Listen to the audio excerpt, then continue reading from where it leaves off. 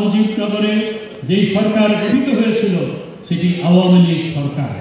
যেই সরকারের রাষ্ট্রপতি ছিলেন জাতির পিতা বঙ্গবন্ধু শেখ মুজিবুর রহমান, উপরাষ্ট্রপতি ছিলেন শহীদ নজরুল ইসলাম, বঙ্গবন্ধুর বর্তমানে যিনি ভারপ্রাপ্ত রাষ্ট্রপতির দায়িত্ব পালন করেছিলেন, প্রধানমন্ত্রী ছিলেন তাজউদ্দিন আহমেদ।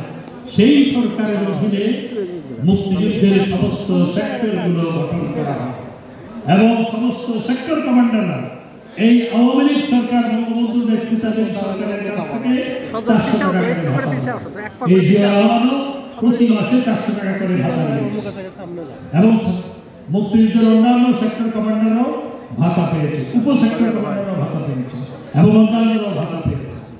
সুতরাং এই মুক্তিযুদ্ধ পরিচালিত হয়েছিল আওয়ামী লীগ সরকারের নেতৃত্বে এবং আওয়ামী লীগ সরকারের নেতৃত্বে মুক্তিযুদ্ধ পরিচালিত হয়ে বাংলাদেশ স্বাধীনতা অর্জন করেছে।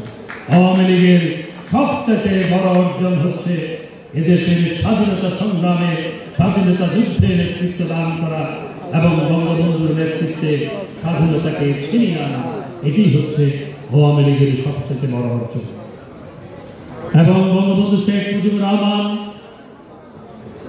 তিনি পাকিস্তানের কারাগার থেকে মুক্তি লাভ করার পর বাংলাদেশের প্রেসিডেন্ট হিসাবে তিনি বাংলাদেশে পদার্পণ করেছিলেন। 12ই জানুয়ারি তিনি আবার প্রধানমন্ত্রী হিসাবে শপথ গ্রহণ করেছিলেন। সাবেক ছাত্রনেতা আবু সুফিয়ান শফিক, সাধারণ সম্পাদক মাহফুজ ইসলাম রাজধানী সভাপতি, সাধারণ সম্পাদক আমিনুল ইসলাম জামিল পক্ষ থেকে মাননীয় প্রধানমন্ত্রীকে ফুল দিয়ে শুভেচ্ছা জানাচ্ছেন। জেলা আওয়ামী লীগের মহিলা বিষয়ক সম্পাদক নাসির সুলতানা। সাইক্লোনের এই দেশে মাত্র 10,000 মেট্রিক টন অতিরিক্ত খাদ্যশস্য যথেষ্ট নয়। সেজন্য বঙ্গবন্ধু বাংলাদেশ খাদ্যে স্বয়ংসম্পূর্ণ ঘোষণা করেননি, কিন্তু কার্যত বঙ্গবন্ধু 75 সালেই দেশকে খাদ্যে স্বয়ংসম্পূর্ণ উন্নীত করেছিলেন।